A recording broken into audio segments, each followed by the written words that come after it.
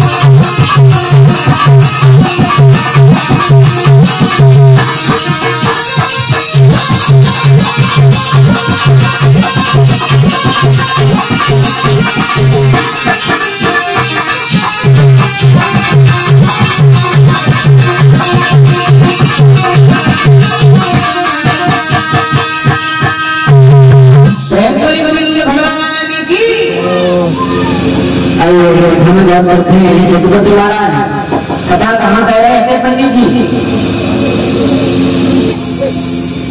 इसका क्या रीजन है आपको मैं बताऊंगा। आपने तुलसीदास जी का तो नाम सुना ही होगा, जिन्होंने रामचरितमानस की रचना की है। वो अपनी पत्नी से बहुत प्रेम करते थे।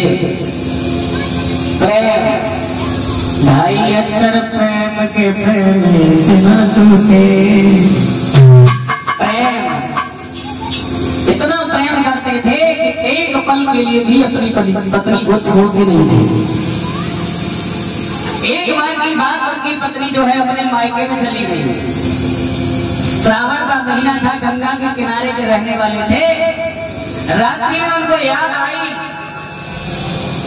तो सावन भादों के महीने में गंगा जी में कूद पड़े और देखा कि कुछ जा रहा है। तो उन्होंने समझा कि ये हमारे लिए हमारे ससुराल वालों ने कुछ डाल रखा है। तो एक मुर्दे को पकड़ करके और गंगा जी को पार करके और ससुराल में पहुंच गए। रात्रि के समय में दरवाजा बंद था। जब छत के ऊपर सब लोग सो रहे हैं, उनकी पत्नी भी सो रही है, पीछे घर के गए तो देखा कि कुछ छत से लटक रहा है। अब वो पत्नी के प्यार में इतने अंधे थे कि उन्होंने यही नहीं समझा कि ये क्या है।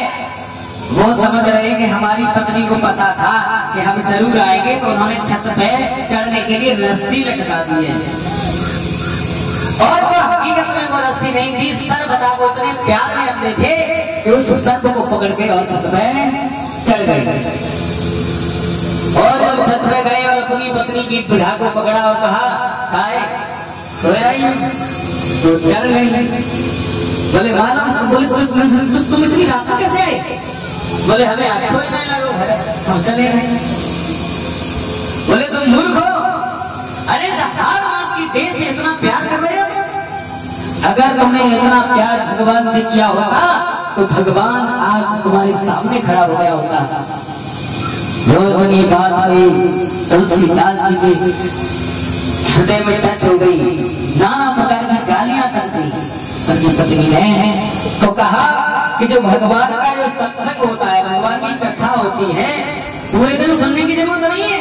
कहा एक घड़ी आधी घड़ी और आधी में पुण्याद तुलसी संगत साधुगी सो है कोटि अपराध। कहा भगवान का सत्संग, भगवान की कथा पूरे दिन सुनने की जरूरत नहीं है, लेकिन अगर एक क्षण का अगर सत्संग प्राप्त हो जाए तो जीवन बदल देता है। एक छोटी सी बात ने तुलसीदास जी को जो है झटका लगा दिया। बोले आज से हम भगवान का भजन करेंगे। सब कुछ घर का छोड़ करके और एक जंगल में पहुंच गए और एक जाकर के पीपल के वृक्ष की सेवा की और पीपल के वृक्ष में जो दीपक जलाने लगे। एक दिन ऐसा हुआ, एक वहां से प्रेत प्रकट होता है। तो भक्तों में आपको बताना चाहता हूँ कि सबसे पहले क्यों आना चाहिए और सबसे बाद में क्यों जाना चाहिए भागवत में। अब प्रेत प्रकट हुआ तो प्रेत ने कहा बोलिए तुलसी क्या चाहिए आपको? बोले हमें भगवान का दर्शन करा दो। बोले भगवान का दर्शन तो हमने नहीं किया तो हम तुमको कैसे करा सकते हैं? उस प्रेत ने कहा कि हम भगवान का दर्शन नहीं करा सकते, लेकिन हम तुम्हें एक उपाय बता सकते हैं। बोले क्या? बोले आप चित्रकूट पे चले जाइए, रोजाना भगवान की कथा सुनने के लिए हनुमान जी आते हैं और समझ लेना कि जो सबसे पहले आता है भगवान की कथा में वो सबसे बाद में जाता है वही हनुमान जी है। भगवान की कथा में जो सबसे पहले आता है और सबसे बाद में जाता है वही हनुमान जी। तुलसीदास जी वहां से चले गए और प्रेत ने कहा कि जाइए हनुमान जी के अलावा तुम्हें कोई दर्शन नहीं करा सकता है इस घोर कलकाल में। अब चित्रकूट में पहुंचे हनुमान जी की दर्शन करने के लिए। एक दिन नहीं सालों बीत गए, यही नहीं पता लगा पाए कि कौन से हनुमान जी हैं। कथा सुनते सुनते सुनाने लग गए, लेकिन पता नहीं लगा पाए। एक दिन तुलसीदास जी बैठ गए और देख रहे हैं कि बूढ़े ब्राह्मण आ रहे हैं। बूढ़े ब्राह्मण बहुत बुजुर्ग हैं, सबसे पहले आ रहे हैं और सबसे बाद में जा रहे हैं। बोले कल देखेंगे इनको। और जैसे ही दूसरे दिन आए, जैसे ही सबसे पहले आए हनुमान जी के पैर पकड़ लिए, ब्राह्मण रूप में थे, पैर पकड़ लिए और कहा प्रभु मुझे भगवान का दर्शन करा दो। बोले पागल हो गए हो? मैं तो भगवान की कथा सुनने तुम्हारे यहाँ पर आता हूँ। अरे तुम्हें भगवान का दर्शन हुआ होगा तो कितने दिन से कथा कह रहे हो? तो कहा आपने सुना है कि चिराग तले अंधेरा। परीक्षित महाराज जितना बड़ा दीपक होगा उतना ही उसके नीचे अंधेरा होगा, और मोमबत्ती को देखोगे तो उसके मोमबत्ती के पास अंधेरा नहीं होगा। तो आज तुलसीदास जी ने पैर पकड़े, बोले अब इतना पर्दा सही नहीं है महाराज, मुझे दर्शन करा दो। तो जो बूढ़े ब्राह्मण थे जिनको चलने में दिक्कत हो रही थी, और वो ब्राह्मण इतनी तेज चलने लगे कि तुलसीदास भाग रहे हैं फिर भी नहीं पकड़ पा रहे, और जाकर के एक पीपल के वृक्ष की ओट में जाकर के वो अंतर ध्यान हो गई। हनुमान जी हनुमान जी हनुमान जी चिल्ला रहे हैं, लेकिन हनुमान जी लौट कर नहीं दिख रहे। लेकिन जब भगवान का नाम लेते हैं जय श्री राम तो हनुमान जी दिखाई देने लगते हैं। अब क्या हुआ? बाद में तुलसीदास जी ने कहा हनुमान जी यदि तुमने हमें दर्शन नहीं कराया भगवान का, तुम्हें अपनी आत्महत्या कर लूंगा। और जैसे ही मरने के लिए चले तो हनुमान जी आ गए और तुलसीदास जी को उठा लिया।